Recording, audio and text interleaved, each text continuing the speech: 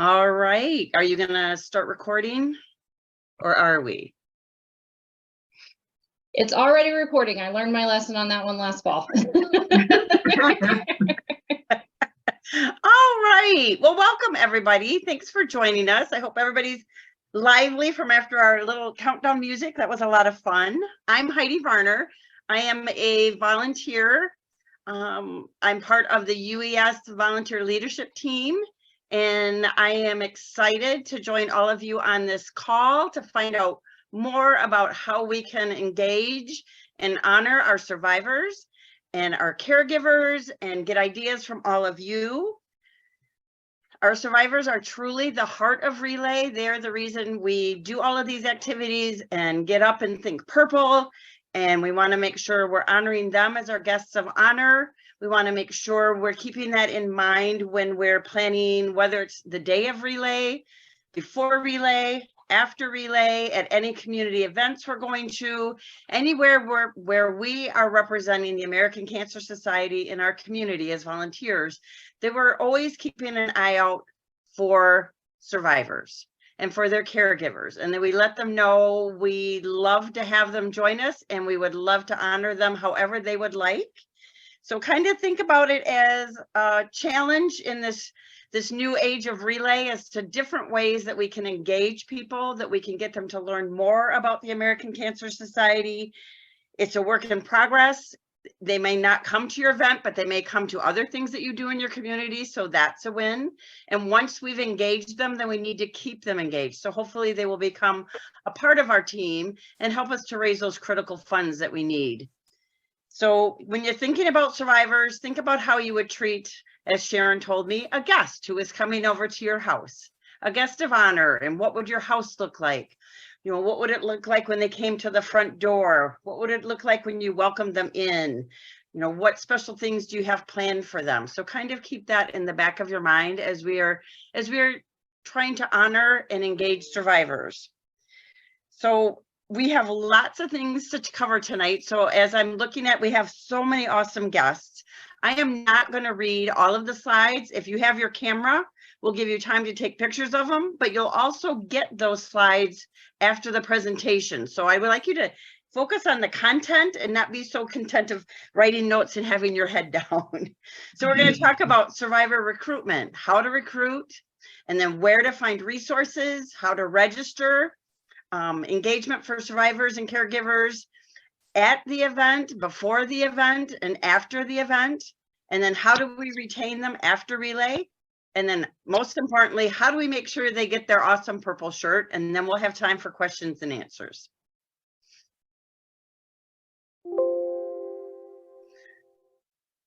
Oh, next screen. One more. So recruiting. This is where you're going to look at every place in your community that there may be survivors. So as you look through all these bullet points, make sure you're thinking about, how do I engage these people? How do I find them? And realize that if you have a survivor on your actual team, you will raise $1,800 more than if you don't. And that's proven. So if you can get someone to engage with you, whether it's a friend, family, the person you met in the grocery store, someone who's ready to fight back against cancer, you will be able to raise more money for ACS. You want to make sure we have our leads who can tell a personal story, and then have a recruitment plan. So work with your committees, work with your ELT, work with your team members, because this comes down to the team member, of places to find them and places to be recruiting and honoring them. Excuse me. And then most importantly, if you're going to do a mailing or invitations, make sure you use the reports that you get from your staff, because this information is protected data. And there are people who have said, don't contact me. So make sure you have a new report pulled every time you want to do a mailing to your survivors or caregivers, because we want to make sure we honor their wishes of whether they want to be contacted or not. And then after you're done with that report, shred it, because it is important data. It isn't something we want lying around for everybody to see. Next slide. You want maybe have incentives to recruit. The biggest thing is you really want to make sure when you look around at any activity you're doing that it looks like your community, so that you're diverse. you have inclusion, that you have equity. So you have all people who live in your community represented there. And sometimes that's hard to do. So you may need to work with local groups to figure out how do you make those inroads to talk to people who don't look like you. You know, how do you reach out to groups that maybe you're not a part of? And sometimes we have to get out of our own way and get out of our comfort zone and go and meet people who may not look like us, who may not think like us, and that's okay. And most importantly, make sure you look at these resources. There are so many awesome resources out there that we can go to and look at. So make sure you're getting a picture of all these resources. Cancer.org, the Cancer Resource Connection. Our staff can help us with that. And the big one is acsresources.org. If you have not been there yet, you really need to bookmark that site because there is so much information out there. Next one. All right, I would now like to introduce our first guest, Heather Quinn, and she's going to be sharing her recruitment story. Welcome, Heather. If you're talking, you're on mute. Can you hear me? Yes, now. Okay. So I'm Heather. So we are a big thrift store.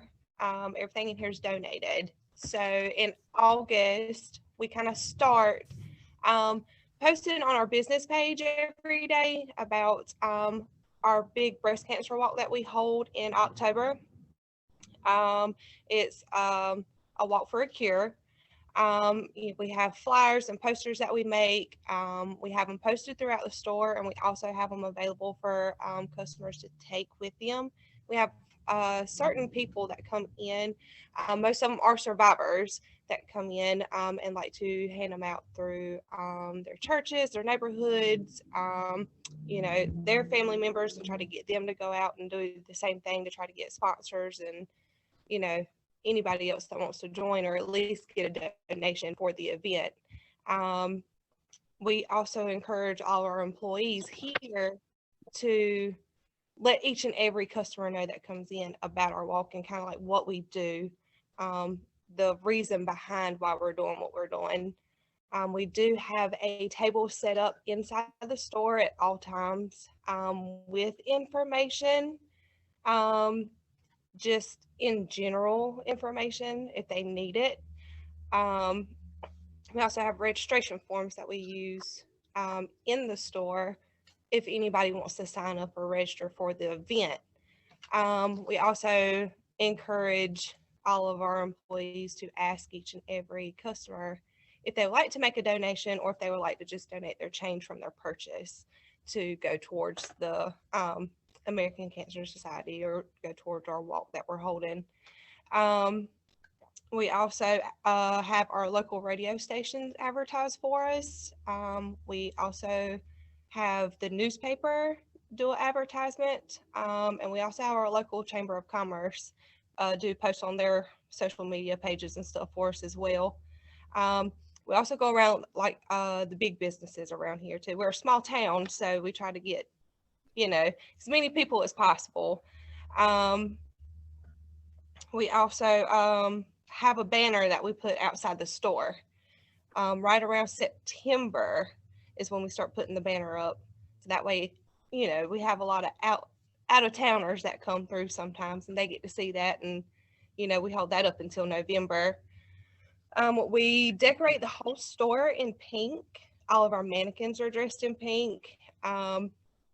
It's just a pink festival in here.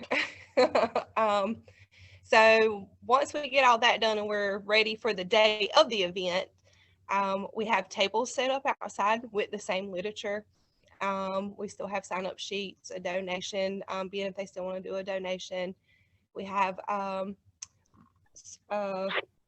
little goodies for the survivors that they can hold as they're doing the walk. Like balloons, we have little streamers, little fun things for them. I think we had fans. We also offer refreshments for them.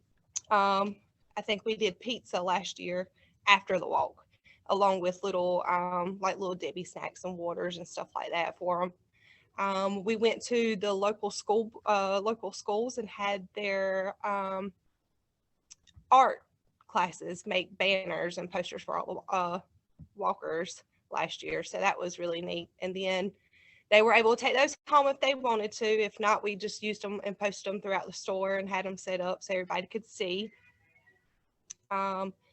We have a DJ who hosts the event for us. So he gets everybody all hyped and ready for the event. We say a little prayer before we start, and then he gives them a time to let them share their story if they want to. You know, nobody's pushed to do anything, but 90% of them like to come up and at least share their story. So that's really neat. And then, you know, after the event is over, they're more than welcome to hang out. And also, too, the store's open while we're doing this walk. So anybody that comes in that didn't hear about the event, they get to know about it. And we encourage them to come next year. And then we also ask them to, is there anything that we could do different? Is there anything you'd like to see next year? A lot of them are reoccurring customers. So we get to see their faces all the time anyway, but they like to tell us, oh, we're invited, my mom or my aunt, they're spreading the word and this, that, and the other. So we had a really good turnout last year, and we're hoping this year's going to be a lot better. So, yeah. Very good. Now, is this a walk that was started specifically for survivors? Yes, it was. So we wanted to do something, especially in October.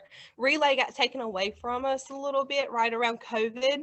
So we're going to try and see about getting that started back here because we're Richmond County. So we hadn't had relay since 2019. So we wanted to try and do something. We're going to try and we have some ideas of trying to get that back started. So good. Well, you're in a great group to have resources for that too. So, but I think this walk is amazing. Yeah. So our first year was in 2021. That was our very first walk, and we did just the walk alone. We raised over $4,000. And then last year, with it being our second walk, we raised over $6,000. So it looks like you doubled your survivors. Yeah, we did. We did, absolutely. So yeah, we're hoping we can keep doubling every year. That is awesome. I will be reaching out to you for some ideas. Okay, yeah, sure. All right, Sharon, you're up. Yes. First, I was looking at the participant list to see if there was any Yamhill people on the call. If not, Kayla, can you go to the next slide? Okay, I'm going to talk about Yamhill County, Oregon. They do a survivor caregiver meal. One thing I left off their slide is that they try to do this in conjunction with National National Survivor Month or whatever. It happens in June. So basically they try to do it in coordination with that particular event. Their relay every year used to provide a dinner for their survivor and caregivers, but when COVID came, that kind of threw everything aside. So they all came together and the volunteers wanted to do something to continue to support the caregivers and the survivors during the COVID period time. So the volunteers decided to do a meal, and they kind of was hashing around, well, what can we call it? Since we're going to still do a meal, that's how the knock and drop term came. You knock on the door, you drop the meal. That was the whole concept. Volunteers, they got a sponsor to offset the cost. There was a sponsor that incurred the fee for all the food that was purchased for the meal. It was a husband and wife team. I didn't find their picture to show you the cooks of this. These particular cooks are the ones that actually cooked the dinner when they had in-person relay. So they decided to prepare the meals, and the goal was to prepare at least 200 meals. That was their goal. So the meals were prepared off-site at a facility. As you can see the pictures up there as they're assembling the meals for the knock and drop. To qualify for the knock and drop, the whole criteria is that survivors and caregivers had to pre-register. They had to pre-register through the website or the 1-800 number to pre-register, so we would have a list of who to actually contact and let them know we were dropping off the meals. So flyers were distributed. They actually put it on Facebook, word of mouth. I mean, the word traveled really fast. I was getting a lot of cases because people were calling the 1-800 number like, what is it? I want to register for the knock and drop. And I'm like, what? You want to register for the knock and drop? They wanted to register for the event. So they got registered. So the meals were actually delivered by volunteers. In fact, as they were telling me the notes about this, they had so many people that volunteered to want to deliver meals to survivors. They had more volunteers than what they needed. So they had to turn some people away. So they actually, they were telling me that some of the survivors, as they were delivering the meals, they were waiting in their driveways with their survivor t-shirts on, ready to receive their meal. So what the survivor could have done was ordered a meal for themselves and their caregiver. So there may have been 2 meals that were delivered at the time for the survivor and the caregiver. So in 2021, they had 65 survivors and caregivers registered, and they delivered 142 meals. Last year, they had 87 survivors and 53 caregivers registered, and they delivered and served over 140 meals for this knock and drop. They're planning it again this year. They're going to be doing some tabling at a intake center that actually does oncology center. So they're going to try to register more survivors for 2023. But it's taken off. That term knock and drop, everybody knows, as you see the bags that the lady is holding there, their meals are inside of it. It also gave them, in addition to the meals, they got a t-shirt if they didn't have a t-shirt before. Any things they had left over. They used a lot of stuff they had left over. They had old survivor medals, so they gave them medals, they gave them pins, anything that they were having, people donated, they were able to give to the survivors for these meals. And people, had rave reviews, they sent emails thanking them for the meals, and the meals were very delicious. It wasn't just, as you can see, some of them, I wish I could have showed the whole plate, but you can see one of the dishes that were prepared. But survivors enjoyed it. As you can see, their numbers jumped. Their survivor numbers jumped. They said they served more meals for the knock and drop than they served when they had an in-person relay. They had more people that are, less people attend the in-person than what they delivered to the people when they went directly to their homes. So that was Yamhill County, Oregon's knock and drop. What a great outreach. I love this idea. And it's a way to reach people who may never come to your event, but you can still let them know what ACS is, who you are, and what's available for them. So that is awesome.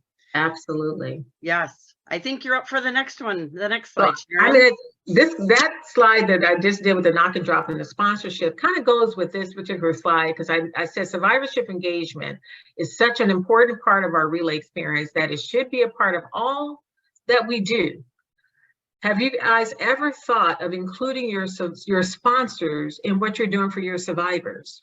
Here you see a sponsorship packet that was designed for the survivor dinner at Yuma County, Arizona. And basically the different levels was based on what they were planning on doing at the dinner, from the table sponsors. They had 10 table sponsors, 4 table sponsors, name on one of the 10 table sponsors, dessert sponsor, photo booth sponsor, somebody to sponsor the centerpiece. So they thought about everything they were going to need in order to do their actual survivor dinner.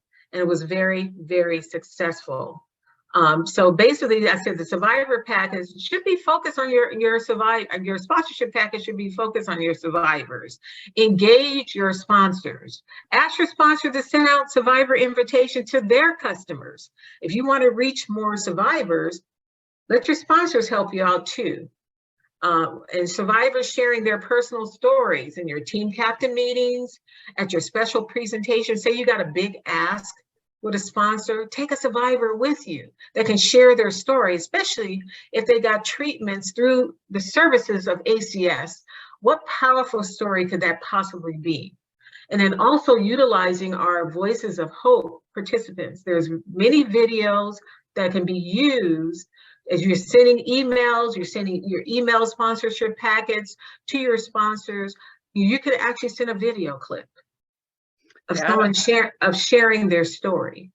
what better way to pull on the heartstrings of your sponsors than seeing somebody's story?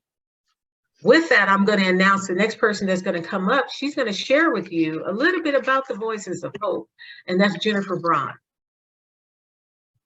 Hi, everyone. My name is Jen. I am staff here on the Unified Event Support Team. I'm on the temp support team, and I also am the staff partner for the Voices of Hope program. So we wanted to take some time, a few minutes here, to tell you about Voices of Hope, what we are, what we do, how we can help you, how you can help us, and all those great things. So this is a slightly different way of engaging survivors. It's more along the lines of what Sharon was just talking about ways that you can utilize survivors to enhance the things that you're already doing, and how we can help you with that. So for those of you that don't know, the Voices of Hope is a nationwide network of survivors and caregivers who have been selected and trained to tell their story in advancement of the ACS mission. So these are all folks who have been nominated by someone for having an amazing story to tell and wanting to use the power of their story to help ACS. This came out of Relay for Life, and initially they were used 20 years ago as like a bank for Luminaria speakers. So if you needed somebody to speak your Luminaria ceremony, you could call upon a Voice of Hope. But in the intervening years, we've become a lot more than that. So Voices of Hope can do so many more things these days. They can speak live and in person at events. So this would be like having someone speak during your Luminaria ceremony, or going to a lobby day, a keynote address at a gala, anything like that. They can assist with sponsorship asks, like Sharon said. You could bring a cancer survivor with you and have them tell their story to help, if you're looking to try and get that like high level sponsor. They can assist with recruitment and presentations. If you're going to a school or a Rotary Club, or whatever it is, and you're doing a presentation on why someone should form a team or whatever it is, you could invite a cancer survivor to come along with you. They can do pre-recorded videos. So this is something that really came out of COVID, because obviously we couldn't be live and in-person speakers anymore when events weren't happening. So we really realized how much we were capable of doing in the virtual space. So we can pre-record videos for social media. They can be tailored to what you would like. That could be a thank you for the committee. We've done some of those. It can be thank you to sponsors, top teams, or we can do, have someone tell their story virtually. So, maybe they can't make it to your Luminaria ceremony, but if you have a screen, if you can project, they can still be a survivor speaker at your Luminaria ceremony, just not, not there in person. Many of them have written versions of their story that you can use in print with photos and things like that. And assist with asks to lawmakers, basically anything that you think it would be helpful to have a survivor or a caregiver speak and join you and tell their story to advance our mission. That's what Voices of Hope does. So what you all can do to help us, and how we can help you, is you can help us find new voices. So if you have a cancer survivor, if you know of a cancer survivor or a caregiver who's a really good public speaker, has an engaging story to tell, and is already highly engaged with the ACS program, you can nominate them. Voices of Hope, as I've said a couple of times, they're already engaged and experienced with the American Cancer Society. So these are really higher level volunteers. They're folks who have been doing Relay for a while. They know about the program. They know about ACS, what we offer, so that when they speak, they're able to tie their story into the ACS mission and really talk about the ways that ACS affected their life. Maybe they stayed at a Hope Lodge, maybe they called the 800 number, whatever it is, but they're trained so they can weave that in. So when they're telling their story, it really becomes about how ACS has affected their cancer journey.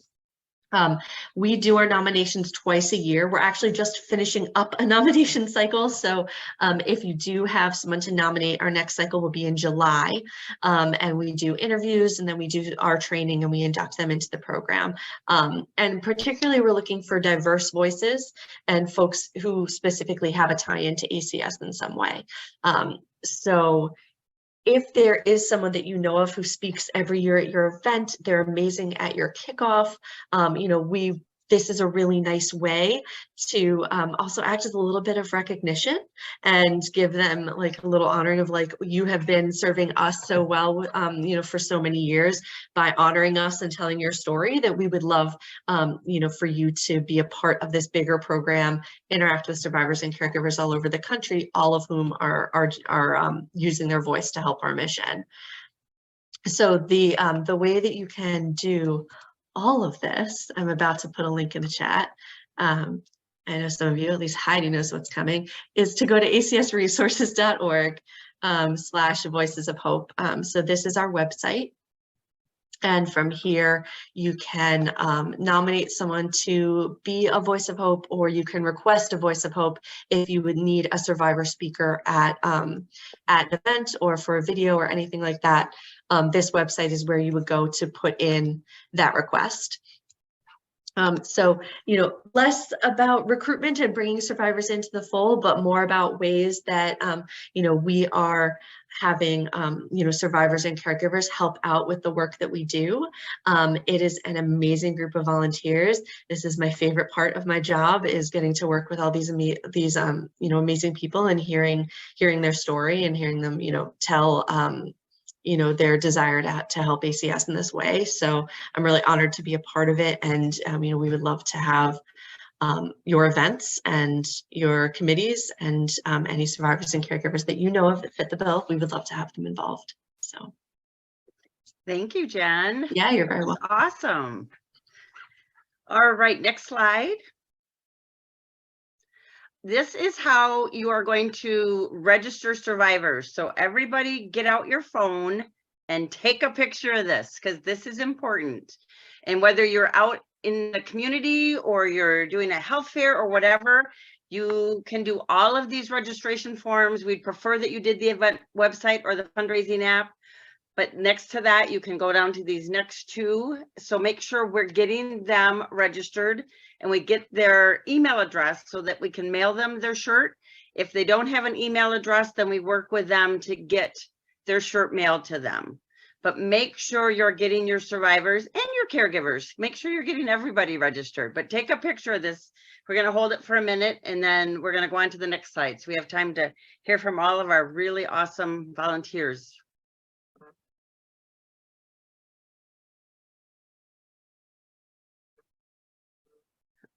All right, we should be ready to move on.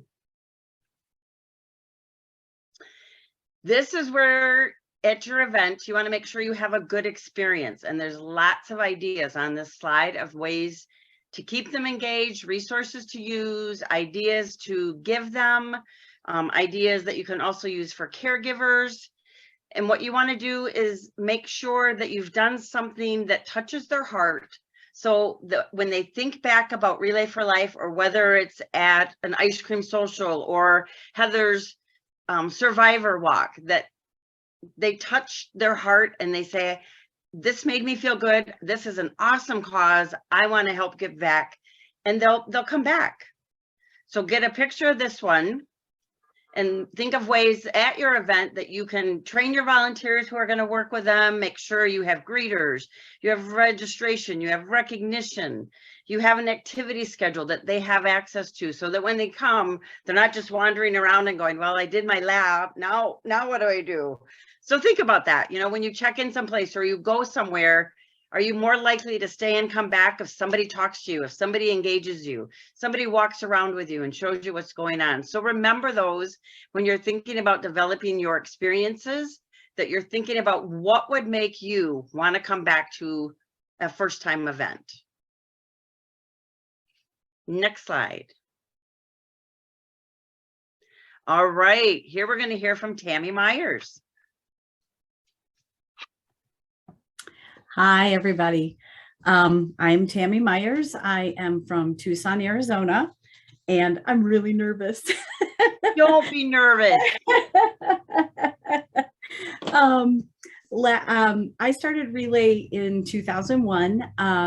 My mom's best friend was diagnosed with cancer and ultimately lost her battle. And that was my motivation to start Relay. My friend Dennis asked me to be his co-captain after that, and I've been relaying ever since. So last year, I decided that it was my time to join the committee. And I hoped that I would be able to be the survivor chair, because in 2013, my mom was diagnosed with breast cancer, and February of 2013, she took her first steps in survivorship. And so the survivors, of course, just touched my heart, of course, because I have a very personal connection. So last year I got my dream job of being the survivor chair, and I knew that I wanted, and I had attended a lot of beautiful dinners with my mom, some very wonderful meals, and I just felt like I wanted to create an experience. I wanted an experience that went with our theme, and our relay has kind of fallen to a small place post-pandemic. So we're rebuilding, but I really still wanted to make it very, very special. My mom was a 9-year, or actually is a 10-year survivor now. Last year at the relay, I asked her if she would be our speaker, which was really cool for me and for her, of course. My first time, I just really wanted her to be there and to speak. And I have to toss in here that she travels from Missouri every year so we can relay together, because she lives there. So just a little fun fact about Tammy and her family. So anyway, we had landed on a 20s theme for our event. And of course, I started looking, Googling the 20s and on Pinterest, trying to find things that would go with our theme that wouldn't break the bank. And of course, I have to start the process of finding something for them to eat. And so I was able to put together a fun meal with some generous donations. And of course, I had my lovely friends come out, which was cool, because my 3 friends that volunteered, it was their first year relay. Even though I had been doing it and I had invited them, they had never come out before. So it was really cool for me to have these friends that know I have this passion for finding a cure and for doing relay to come. And I had them as my servers so that I could be free to mingle. Of course, I had to dress up in 20s garb, and that was super fun too.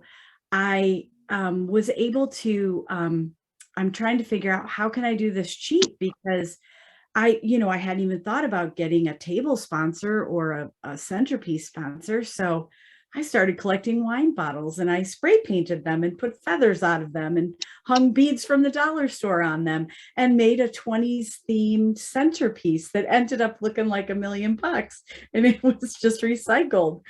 And one thing that was important to me is, this is super silly, but I wanted the event to be complete with a speakeasy, because what are the 20s without a speakeasy? And so I found the volunteers, but I was just having a little bit of stress about logistically making it happen.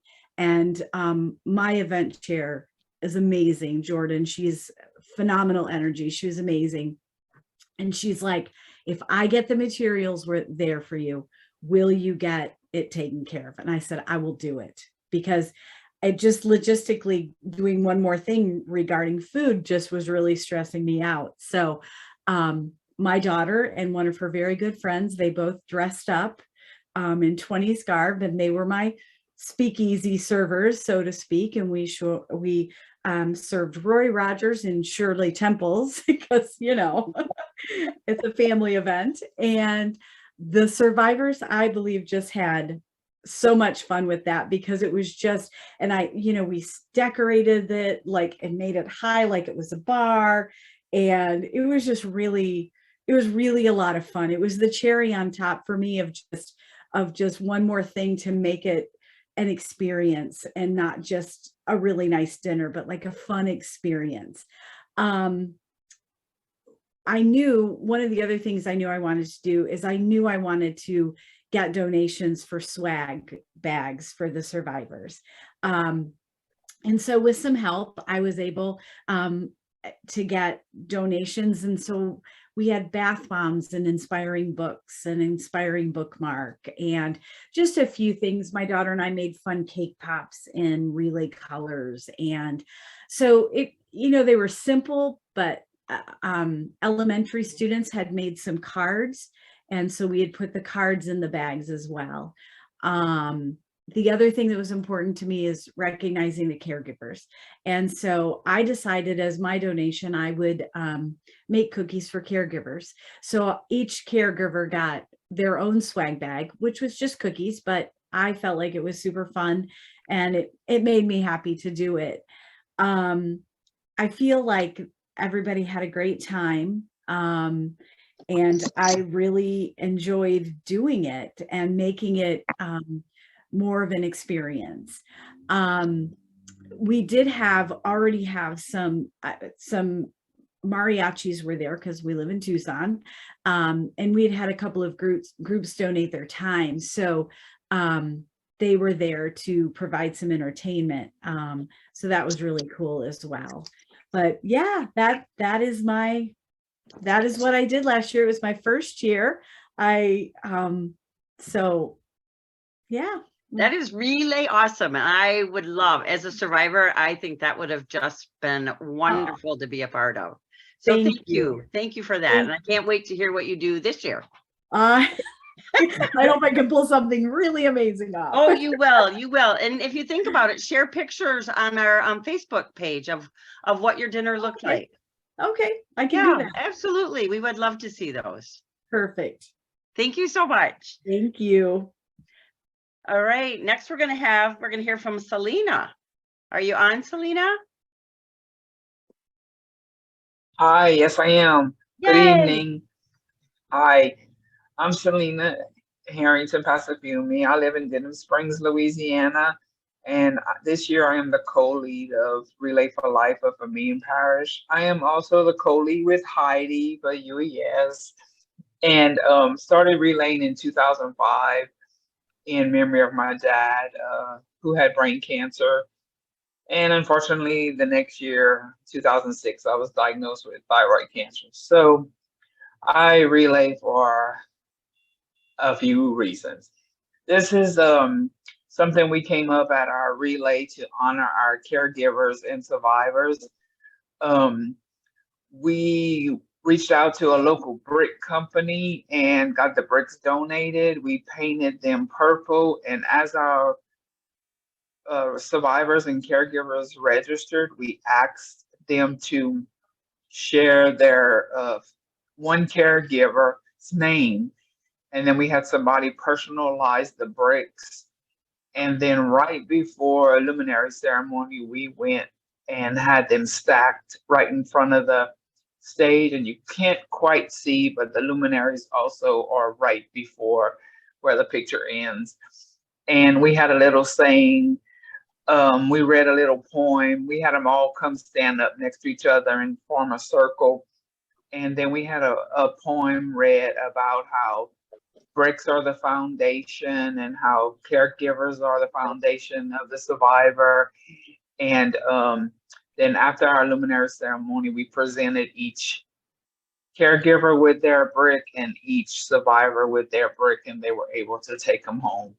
And we still, this was probably 4 years ago, well, 2 years right before COVID. And we still have people say, I still have my purple brick.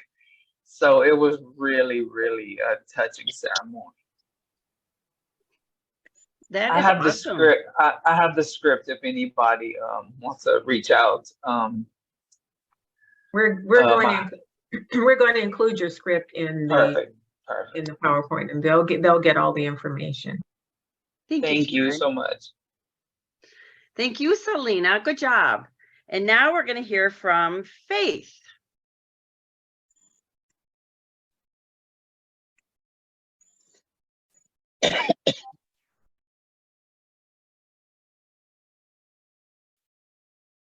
Faith, Is you are Faith? on mute.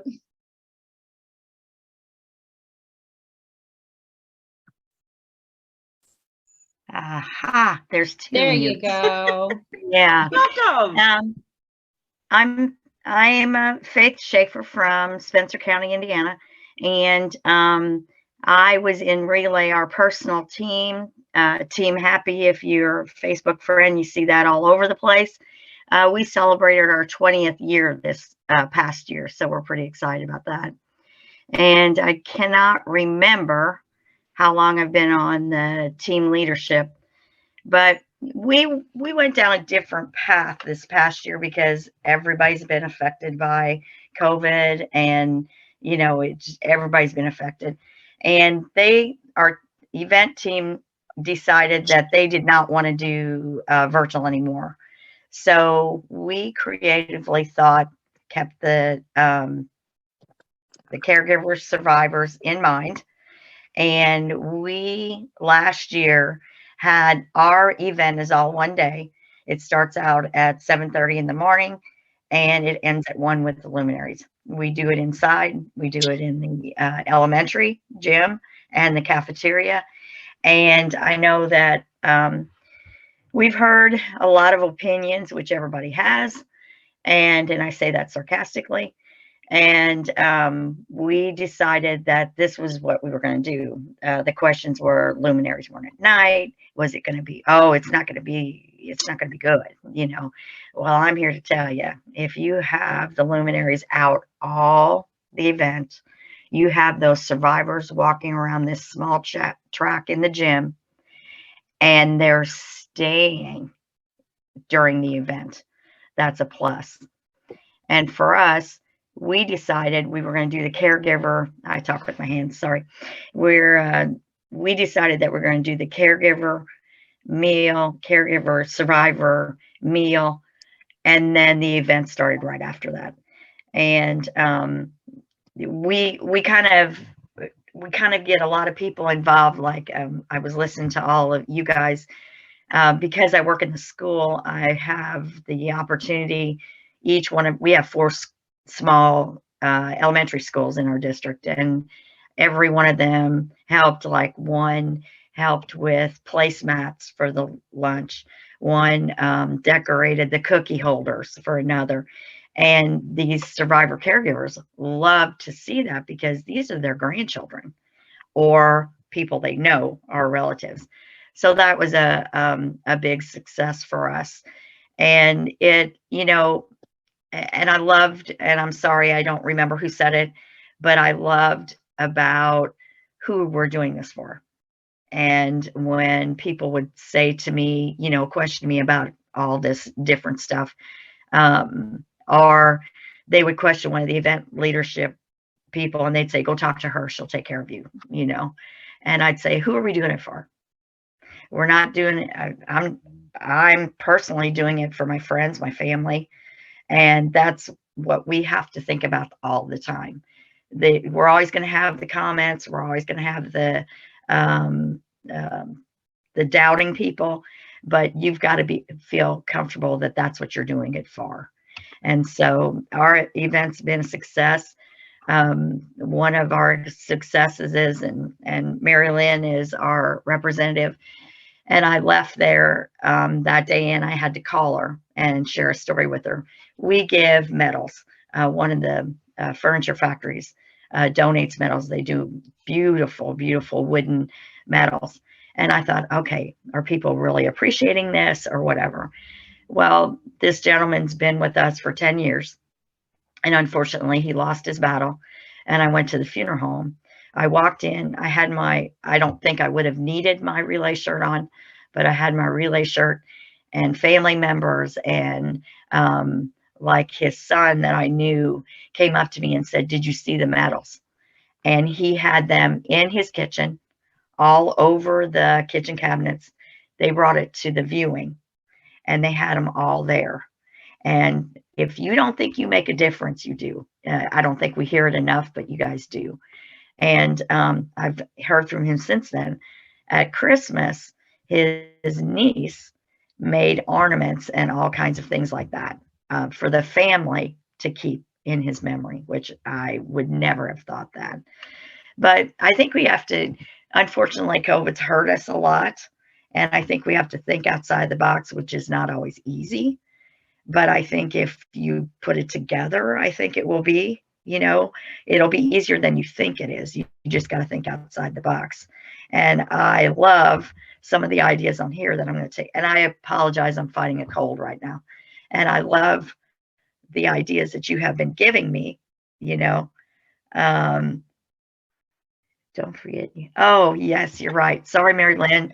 Santa Claus, Indiana is a spit from me. We're in Southern Indiana, in case anybody wants to come visit, come see me, and, but, oh, you're right. Mary Lynn's pointing out some things to me. We had a member of our committee that was just phenomenal. And unfortunately, he did not make he just didn't make it. And we miss him tremendously. We talk about him all the time. But some of the other things, like for the other thing that we kind of don't go all year with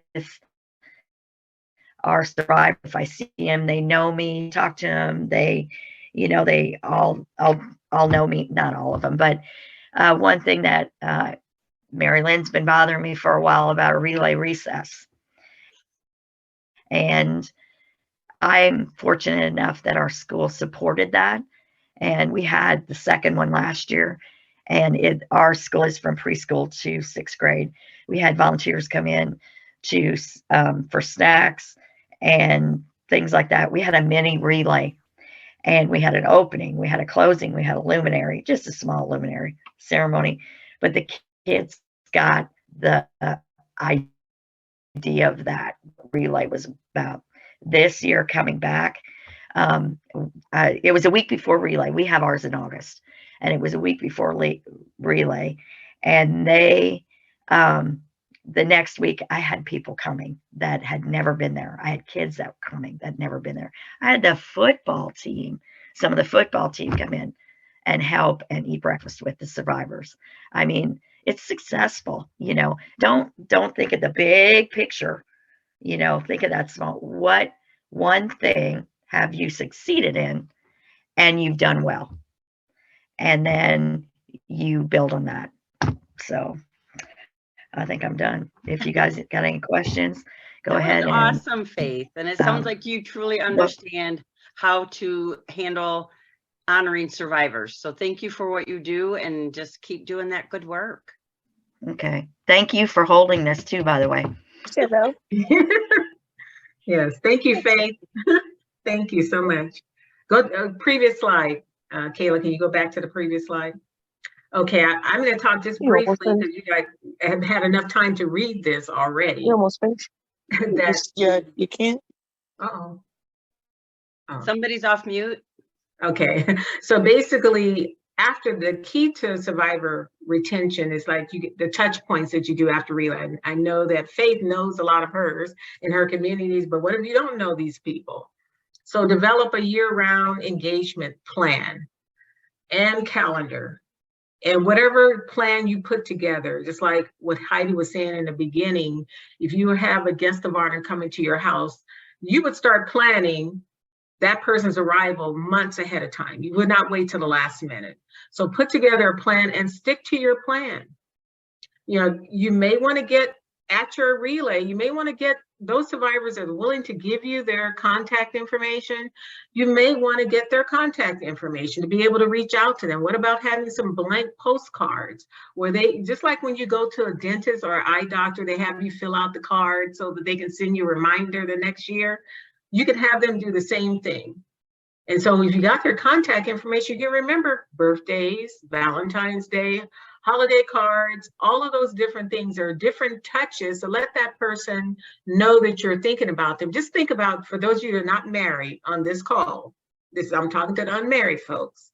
If you were basically going on a date, you went on a date with someone and you had a really good time and you never heard from that person anymore, how would you feel? You kind of feel like, okay, I went to the date. We thought we were getting along pretty good, but I haven't heard from the person. Do you hear from them a year later? And then all of a sudden you just want to invite them to the event or whatever is going on. So think about your survivors in that respect.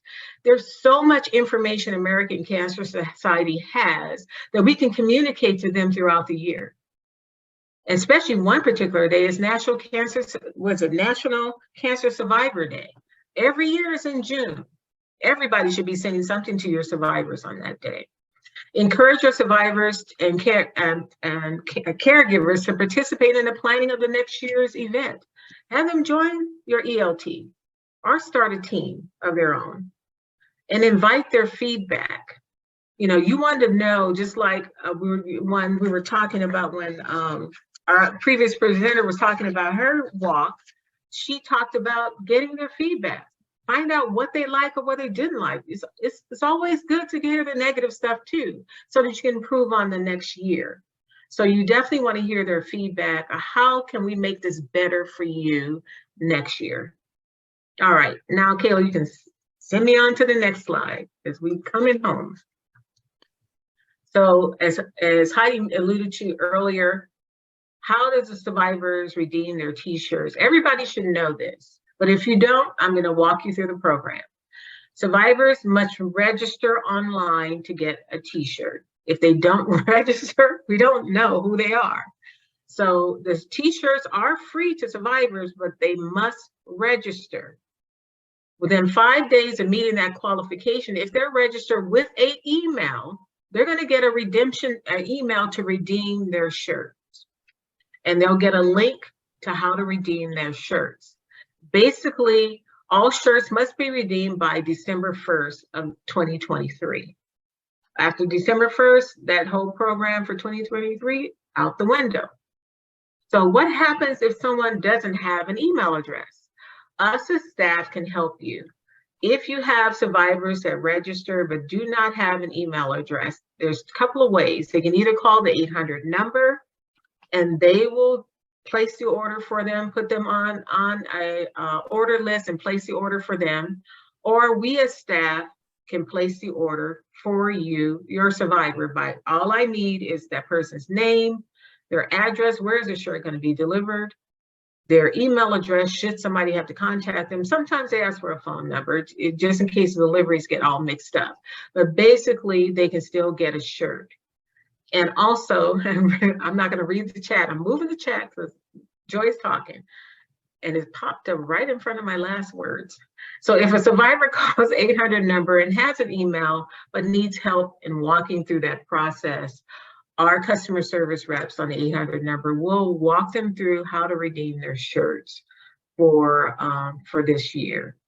So right now, that kind of wraps up our presentation for survivor caregivers. Now we're going to open it up to questions because you guys have gotten a lot of nuggets today.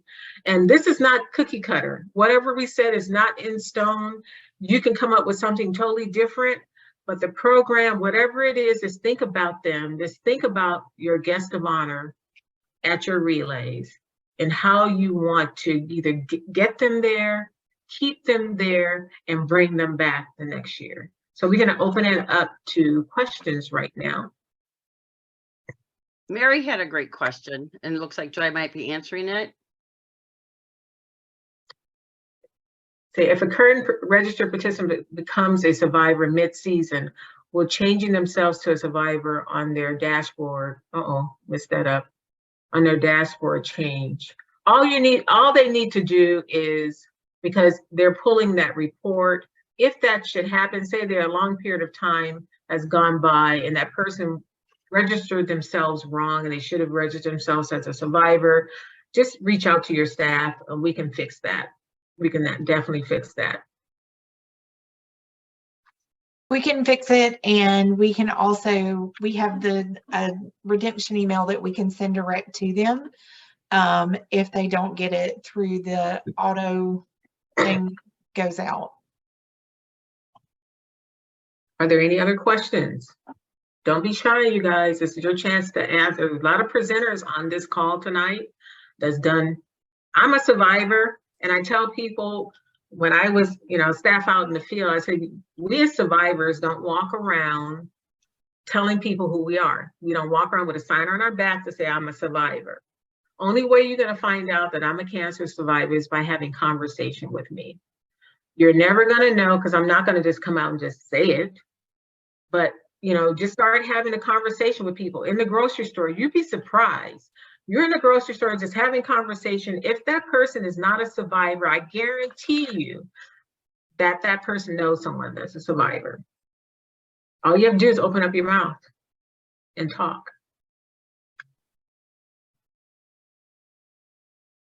Okay, it's awfully quiet.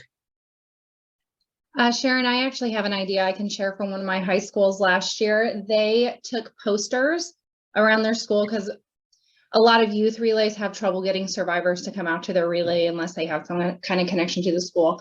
So they took posters out to the hair salons and massage places and the health food stores and just general places that they thought survivors would go, and asked them to hang the poster up or put out a postcard. They had little like quarter sheets too that they put out to, which is the event information on it. And they wound up with about 10 more survivors that way, which was an increase, a big increase over what they'd had the last couple of years. So just even that, if you can't have physical conversations with people, just getting relay info out in places where you think survivors might be can help. Yeah, a lot of places have bulletin boards everywhere. I mean, fast food restaurants, everywhere.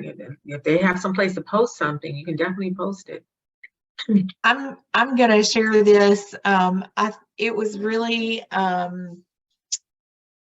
one of those things that you really don't think about if you've been doing relay for a really long time. But there was a survivor that had not come to an event, and as they were talking about, they had heard about relay and all those things, but they didn't think that they could come without getting an invitation.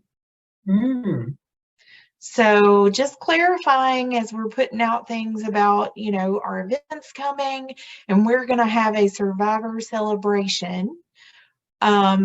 Maybe just clarifying in some of the things that all cancer survivors are invited and what a cancer survivor is. I know Sharon wanted to make sure that she, and I missed the very beginning, but I know that she wanted to make sure and get that message across, that not everybody understands that, anybody that's heard the words "you have cancer" is a survivor. So it was just very enlightening for me to hear people think that they couldn't come because they didn't get an invitation.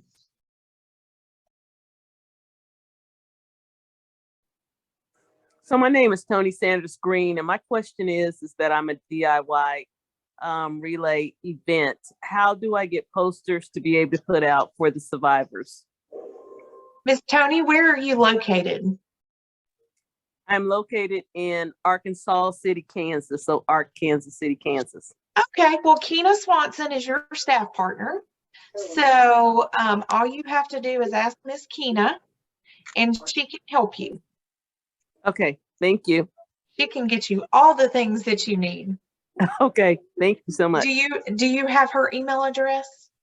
I think I do. Okay, well, I can give it to you if you have something to write down. Okay, I'm ready. Her first name is spelled Kyna dot Swanson, SWANSON @cancer.org. Okay, thank you so much. You just tell her what you need and she can hook you up. Okay, thank you. Who else? Let's look at the chat. Is there any other questions in the chat?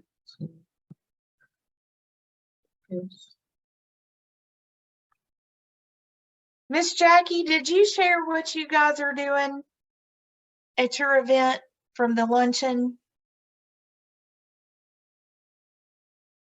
Yes, you, Miss Jackie. You're on mute though.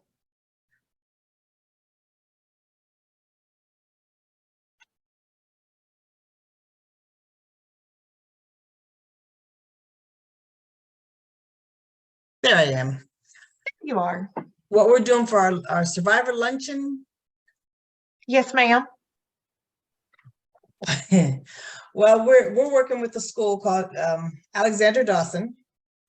It's a 3-tier school, and they are wonderful this year. They're pretty much giving us a survivor luncheon. They're providing their dining hall. They don't have a cafeteria, they have a dining hall.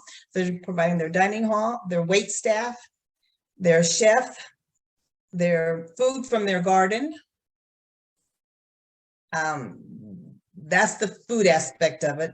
And Mary Harris is on the call, and she is actually our survivor chair, and she should have a lot more information on that than I do. Mary, are you there? You did a Freudian slip, Miss Jackie. My mom had to step away, and it's Michelle here. Oh, okay. Hi, how are you? Hi. You can tell them I am that. a little abreast of what's going on. Yes, we as Miss Jackie stated, our Alexander Dawson School has really pulled all the stops this year and helping us. And we have also a few other sponsors to help make that day really wonderful. So the school is also providing us with their award-winning cheerleader group, Motivation Rah-Rah, something we've done at national and regional relay, conventions and summits. I think that's important to get everybody excited as they come in. And we also will have some entertainment from the school. They have a wonderful band. Awesome. Who else can I call out? Selena. What are you guys doing? Oh, sorry. She's back. So sorry, this is not best for right now. With that said, this year's Survivor Luncheon will be one of our best.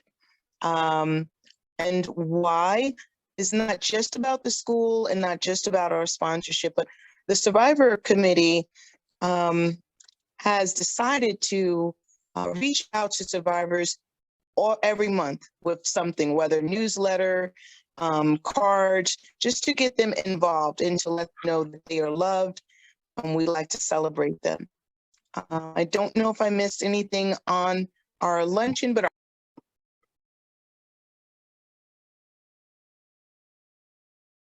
think we lost you.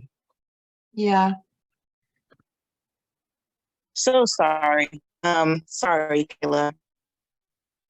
I'm wondering if, since it's a little after 9, if this is something we could carry on just as another call where we all can just share ideas. You know, we can get people together who want to just kind of have an open forum and share ideas and things like We that. could also, if anybody just wants to add their ideas to the thread in the Facebook event, we could keep everything in one spot that way too. Good idea. Either way. Wonderful, but may I share one thought that maybe some of you would like to do? I'm sorry that I'm a little lost on the Uh-oh. We lost her again.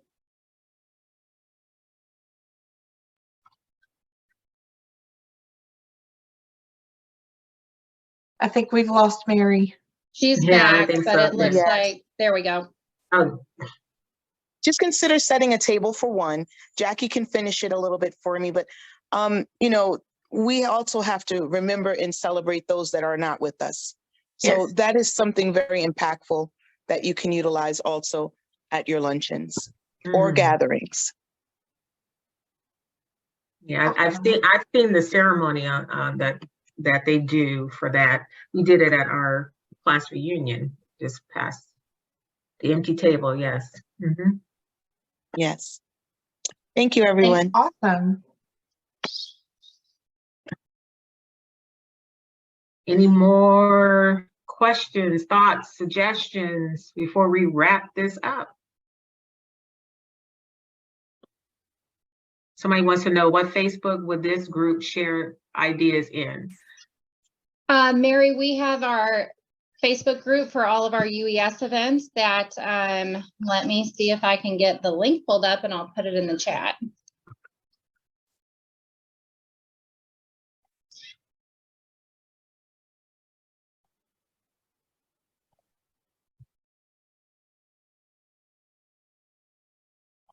Here it is.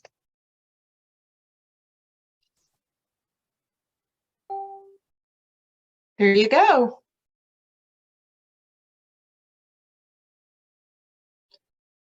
Thank you, Sharon, for pulling this together. Thank you all for participating, because I couldn't have done this by myself, that's for sure. Without all the volunteers that are on the call that gave their information about their events. I appreciate everything you guys have done and are still doing. And we look forward to seeing a lot of you on our next call, which will be, what's going to be our next call? To be determined. Okay, all right. In April. Save the date for the third Thursday in April, though.